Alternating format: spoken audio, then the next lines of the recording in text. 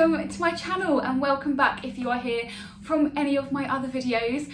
Today's video is going to be one that I think I would have really liked to have heard when I was first diagnosed with diabetes, and it's going to be about what you can expect after your diabetes diagnosis and what life is really like living with diabetes and how managing diabetes affects your life, basically, because when you are diagnosed it is a lot of information, it's really overwhelming, and there can be a lot of fear as well about how life might change in the future. So this video is going to explain a bit about what the transition might be and how diabetes is going to incorporate into your life. Now, I was diagnosed nearly 16 years ago. Oh no, in fact, by the time this video goes live, it will be 16 years ago. So I'm sure a lot has changed about the actual diagnosis process, and maybe a bit of the advice that the doctors give you now may be slightly different to the advice that I received. But a lot of what I'm going to speak about is the personal experience of diabetes and how it, like I said, like it really looks like in your life, and that won't have changed. So I hope this video is going to be useful for you. If it is, please give it a like, because it really helps me to know which videos are informative, and make sure to subscribe if you want to see more videos about living with diabetes and managing type 1 diabetes and just living a happy and healthy life with type 1 diabetes. I'm going to start the video with a bit about what it's going to be like the first few weeks to months after diagnosis, and then at the end I'm also going to give you some tips or advice of things that you can do to help you manage this process into incorporating diabetes into your life. So I'm just going to start with the first thing that I wanted to say, which is that it's going to be really overwhelming. There's no two ways about it. Being diagnosed with a chronic condition is a lot to absorb and take in, and there's a lot to learn. You'll be given a lot of information very quickly, and you may feel like you can't cope with this amount of information, or you're not smart enough or organised enough, or you don't know enough to manage your diabetes or your child's diabetes if you're a parent watching this, but you are.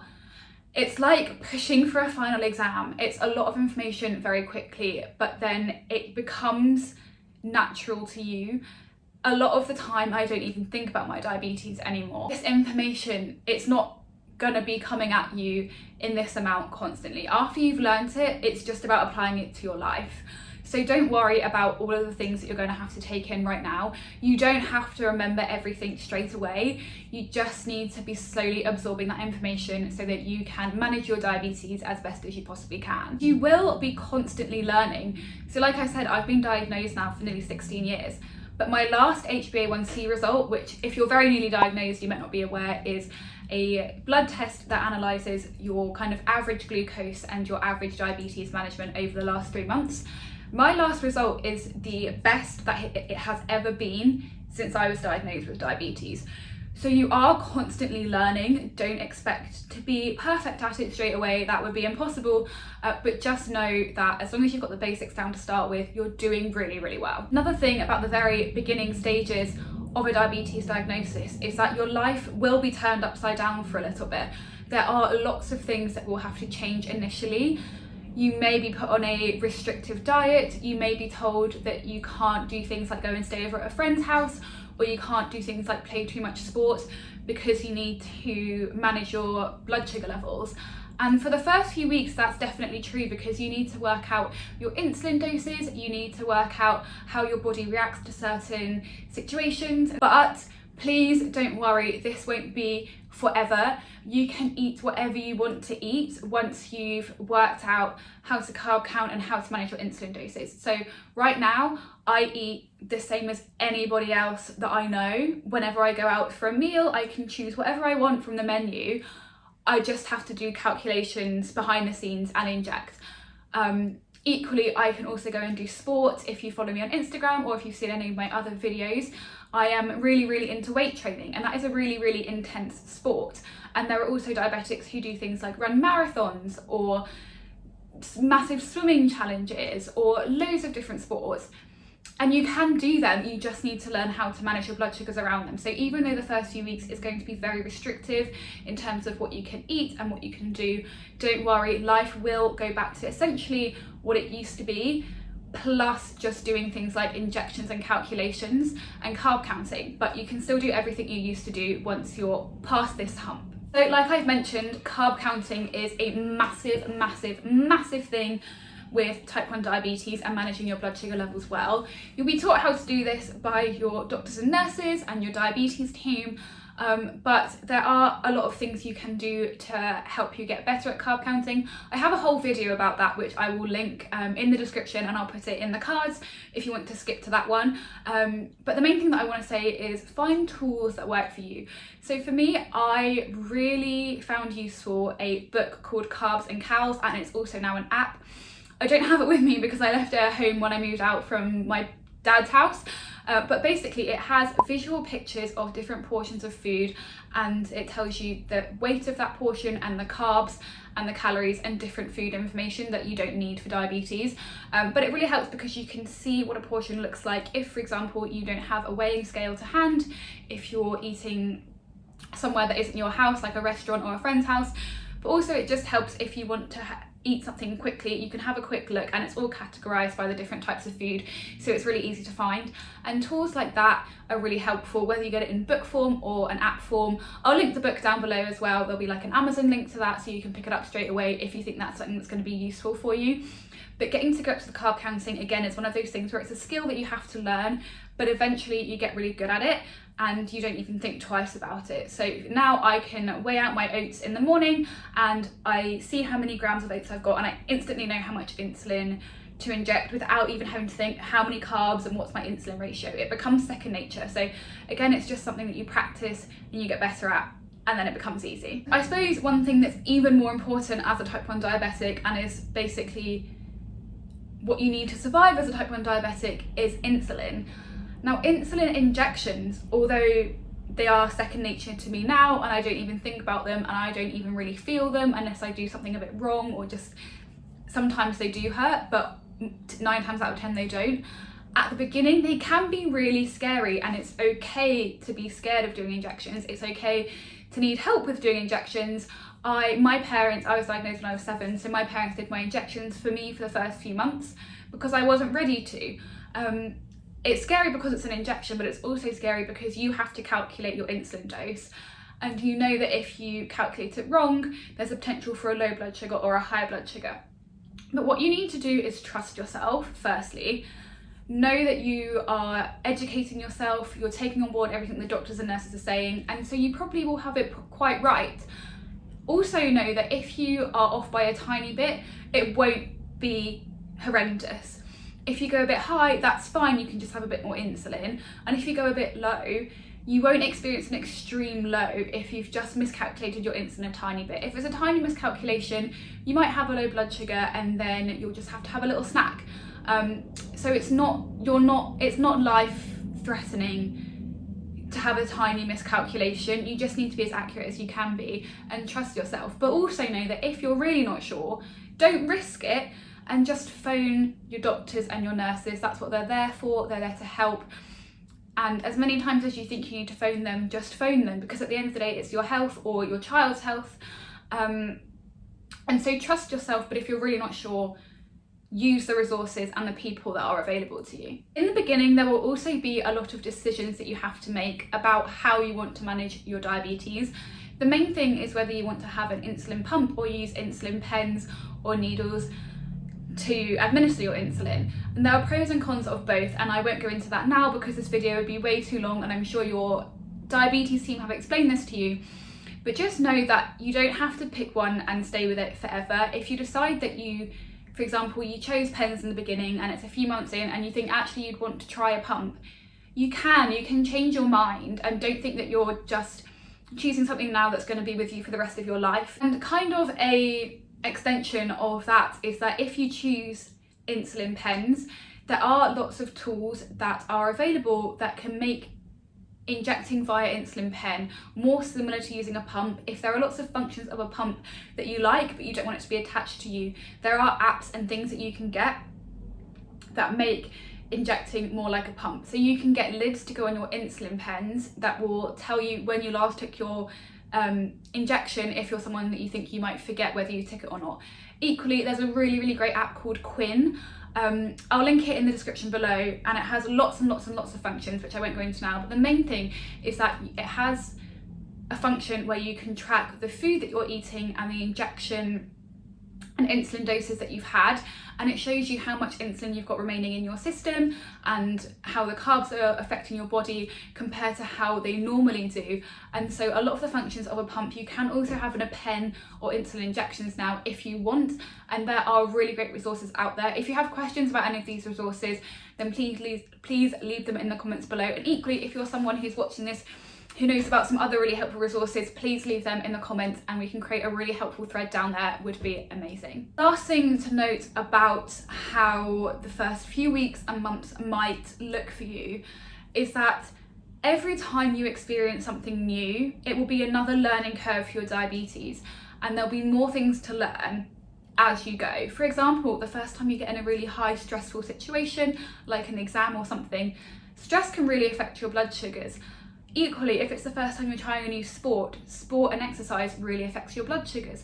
So every time you do one of these things, it will affect your blood sugar in different ways. I have loads of different videos about these topics, but the thing to remember is that you probably won't get it right first time, and your blood sugars probably won't be perfectly managed first time when you're trying a new experience, and that's okay, and there'll be lots of trial and error as long as you're analysing these situations, seeing what went right and seeing what went wrong, and then altering things for the next time that you try it. That's fine, but just don't let one bad blood sugar episode put you off a certain experience or a certain activity for life. Just know that you can tweak whatever you did with your diabetes management to then make yourself able to do this activity or experience success. So let's move on to the possibly more helpful side of the video, where I'm just going to be giving you a few tips about things that you can do to make this transition a bit easier for you.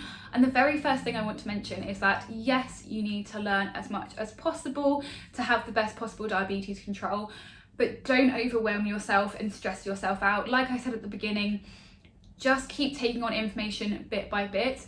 One book that I would really recommend is called Think Like a Pancreas. I'll leave a link to it in the description, of course. I only read this recently and I wish I'd had it when I was first diagnosed, because it really put my mind at ease about what I was doing with my diabetes. Taught me a few extra things about blood sugar management that I wasn't aware of that have been super helpful to me. Even now I'm still learning things. Also, it just reassured me about the mental health aspect of managing diabetes and that I'm actually doing really well.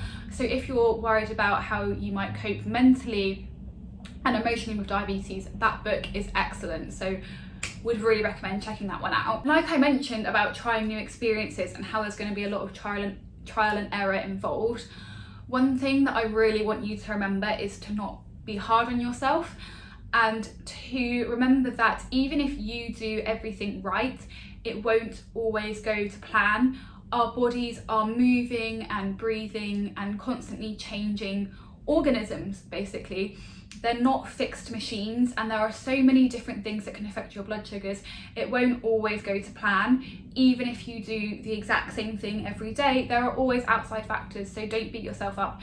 Just be prepared and know your body, and start to get to know the warning signs of when you're high or when you're low, so that you know in advance to check your blood sugars and you can correct any difficult situations a bit earlier on. Equally, if you're diagnosed at a younger age, your body is going to change a lot over the next few years, and these changes will really affect your blood sugar levels and your diabetes management.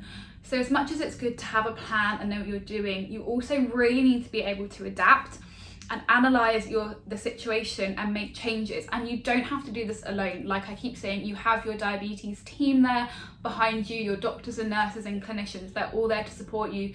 But just be aware that if things start to act a bit differently than normal, it's time to have a step back and assess the situation and take this information to your diabetes team. As you're growing, things like hormones, building muscle, the different activities that you start doing, they'll all affect your blood sugars, and so you just need to be prepared to change things every now and then. Another thing to do in the first few weeks after diagnosis is to ask your team a lot of questions. And I don't just mean about managing the condition itself, obviously you're going to be doing that, but also questions like, how do I access my medication? Is there any medication that I need to be approved for, or that I need to go through an approval process for? how often do I need to order this medication? What if I decide that I want to change my medication? Who do I contact?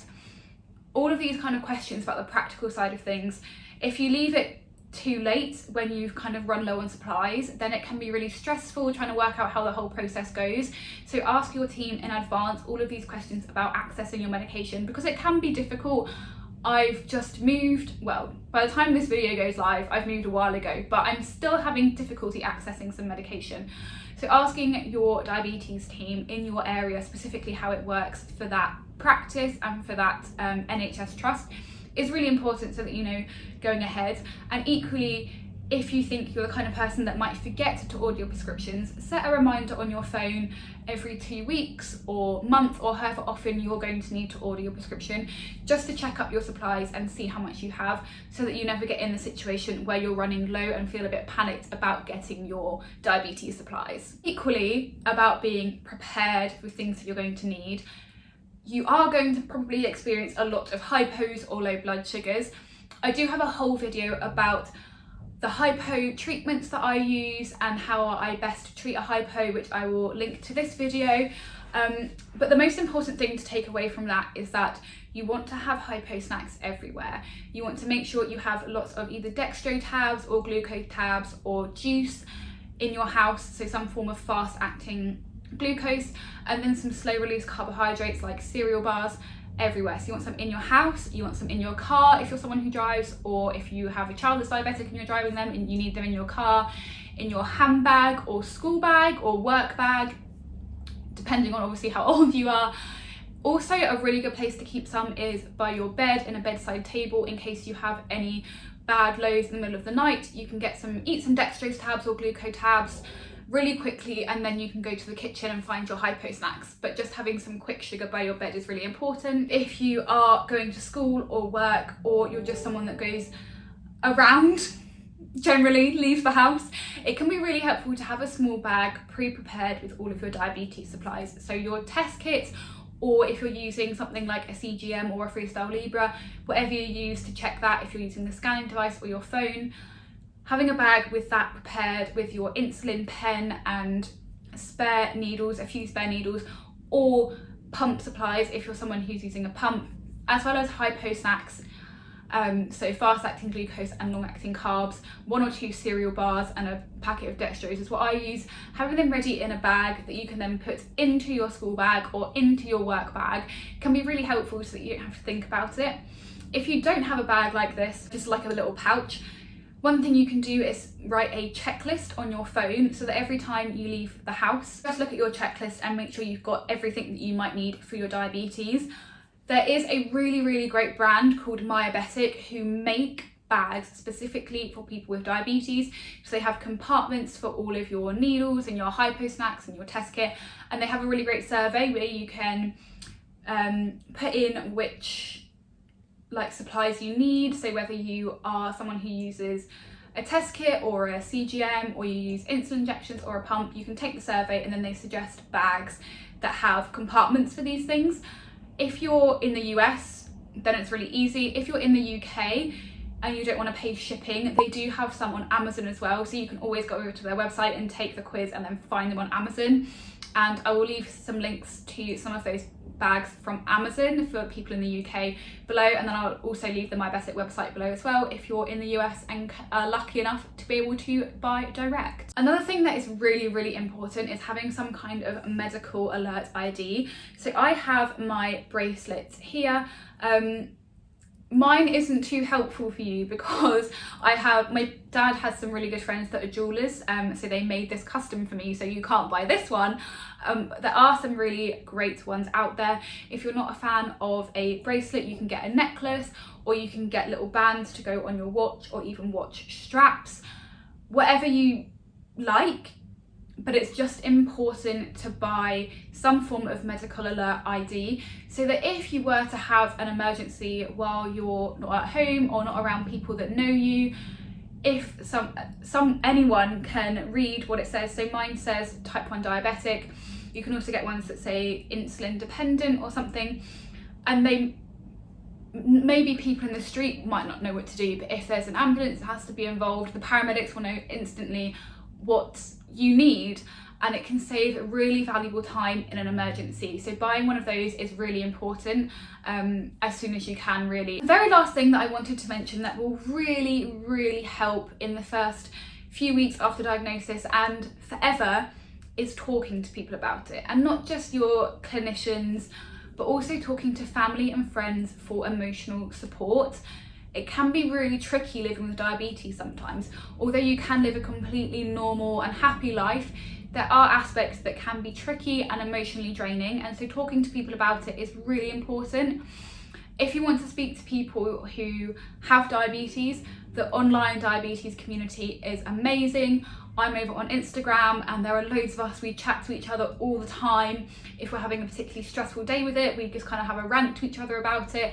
And we also celebrate each other's wins. Like I said, I had my really good HbA1c result and I got so many people congratulating me for it, and it just felt really good. And it's really nice to know other people that are experiencing similar struggles, and also you can learn a lot from them. There's also another really great app called DMP, Diabetes Management Platform. I'll link that below, but essentially it's just an app with a community of people with diabetes, and you can get to know people on there and make really good friends. There's also Facebook groups, but just if you are struggling with it and feeling a bit alone with it, finding people online that empathise is really important. But also just remember with that everyone online is going to have their own opinions. Now there are plenty of people with diabetes online that just want to chat and share their experience and empathise with each other basically. But there are some people online that are really adamant that their way of managing diabetes is the right way, and that if you're not doing what they're doing, then you're going to get complications, your diabetes won't be well controlled, and all of these types of things. There are some people that eat medium carb, high carb, low carb, and some people have really strong opinions about that and about what works and what's safe. The only thing that is safe is what works for you and what your body responds well to and what your doctors are advising. So if you feel like pressure to change anything about your diabetes management, whether that's your insulin or the way you take your insulin, if it's pens or pump, or the way that you eat, from someone online, then they may not be the best person to connect with. Obviously it's nice to teach people and learn from people, but if someone's being forceful with their views and you don't agree with them, you don't have to change what you're doing to suit them. And equally, if someone's doing really well on a low carb diet and you think, oh, I should go low carb because my diabetes will be better, it might not be true. There are also plenty of people that are managing diabetes well on a high carb diet. So just bear in mind that ultimately it's you who decides how you manage your diabetes, and the online space is great to make really good friends, but just be aware that there could be a few people or a few ways of managing diabetes that you don't agree with, and you don't have to do what they're doing just because they say it's what's right. That is everything that I wanted to say about the diabetes diagnosis and the first few weeks or months of diagnosis, what it might look like, and a few things that might help you cope with this whole new life that you're entering into. If you did enjoy this video, like I said at the beginning, please give it a like, because it really does help me to know which videos you would like to see. I will also link all of the videos that I mentioned in the description and in the cards if you want to find out more about carb counting or hypos or anything like that. And if you have any topics that you want me to cover, again, leave them in the comments below. But for now, I hope you guys all have a really great day, and I'll see you in the next one. Bye!